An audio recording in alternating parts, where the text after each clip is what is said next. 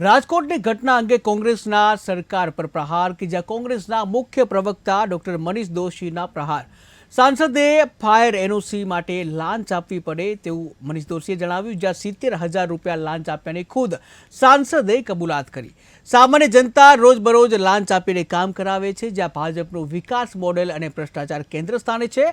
દરેક વિભાગમાં દરેક કામના ચોક્કસ ભાવ છે તેવું કોંગ્રેસ પ્રવક્તા ડોક્ટર મનીષ દોશીએ જણાવ્યું.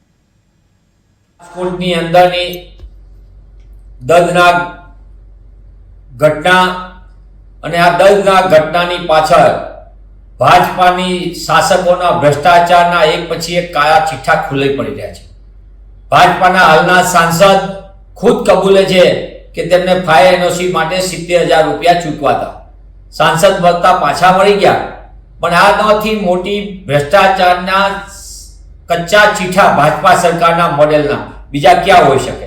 સામાન્ય જનતા રોજ બરોજના કામ માટે પોતાના સામાન્ય જાતિના પ્રમાણપત્રો, સ્કોલરશીપથી માંડીને ખેડૂતે પોતાના દાખલા કઢાવવાના હોય, અન્ય કામ હોય, સાચા કામ માટે પણ લાંચ આપ્યા વિના કામ થતું નથી. ભાજપનું વિકાસ મોડેલ જેમાં ભ્રષ્ટાચાર કેન્દ્ર સ્થાને છે. દરેક વિભાગમાં દરેક કામના ચોક્કસ ભાવ લિસ્ટ છે. કોર્પોરેશનના પ્લાન પાસ કરાવવા રજા ચીઠી, બીયુ પરમિશન, ફાયર એનઓસી, દરેક ગેરકાયદેસર બાંધકામને રેગ્યુલરાઇઝ કરવાથી માંડીને તમામનું ભાવ લિસ્ટ છે. અને ભાજપા શાસકની દરેક મંજૂરીમાં ભ્રષ્ટાચારને ભાગીદારી છે. સેવા સદનો, જેને નામ આપ્યું છે ભાજપાએ સેવા સદનો, હકીકતમાં એ લૂંટના મેવા સદનો છે. દરેક વિભાગમાં એજન્ટ પ્રથાઓ, ગામથી લઈને ગાંધીનગર અને શહેરથી લઈને સચિવાલય સુધી આ ભ્રષ્ટાચારના કારણે ગુજરાતની 6.5 કરોડની જનતા લાંબા સમયથી પરેશાની ભોગવે.